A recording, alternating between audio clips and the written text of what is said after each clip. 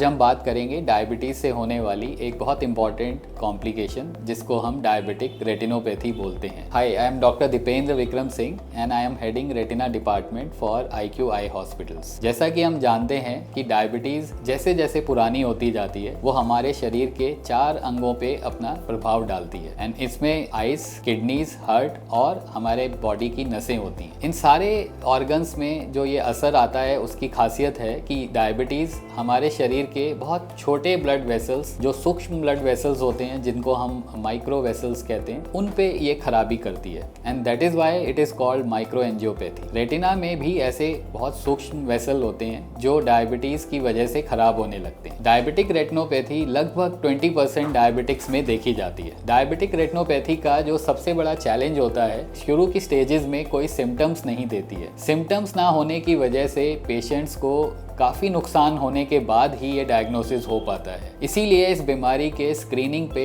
काफ़ी ज़्यादा एम्फेसिस रहता है और डायबिटिक्स को ये सलाह दी जाती है कि जब से उनकी डायबिटीज़ डायग्नोज हुई है उनको regularly at least once in a year अपनी रेटिना के चेकअप कराते रहना होता है। डायबिटिक रेटिनोपैथी के बहुत सारे साइंस डॉक्टर्स को पहले नज़र आ जाते हैं, पेशेंट्स को उस टाइम कोई भी सिम्टम्स नहीं होता है। हम देखें तो वो बेस्ट टाइम होता है डायबिटिक रेटिनोपैथी को ट्रीट करने का, जब आंखों में डायबिटीज़ असर आ गया है लेकिन अभी कोई सिम्टम्स नहीं आए। और उसका पता लगाने के लिए हर डायबिटिक को अपनी अच्छे से डिटेल्ड रेटिना की जांच करानी जरूरी होती है। चाहे आपका डायबिटीज अच्छे से कंट्रोल्ड है, चाहे नहीं है, चाहे आपको ठीक नजर आ रहा है, तब भी आपको अपना रेगुलरली रेटिना चेकअप कराना बहुत जरूरी होता है। सेकेंड प्रॉब्लम डायबिटिक्स में जो आती है वो आंखों में ब्लीडिंग होने की है। इस प्रॉब्लम में भी जब तक वो आंख में ब्लीडिंग ना हो, जितनी भी आंखों में खराबियां होती हैं, खून की नई नसों का निकलना, रेटिना का सिकुड़ना, ये सारी चीजें आंख के कॉर्नर वाले पोर्शंस में चलती रहती हैं और पेशेंट्स को इसके बारे में पता नहीं चलता है। सो डायबिटीज का कंट्रोल, कोलेस्ट्रॉल का कंट्रोल, ब्लड प्रेशर का कंट्रोल के अलावा बहुत जरूरी है कि साल में एक बार सभी डायबिटिक्स अपना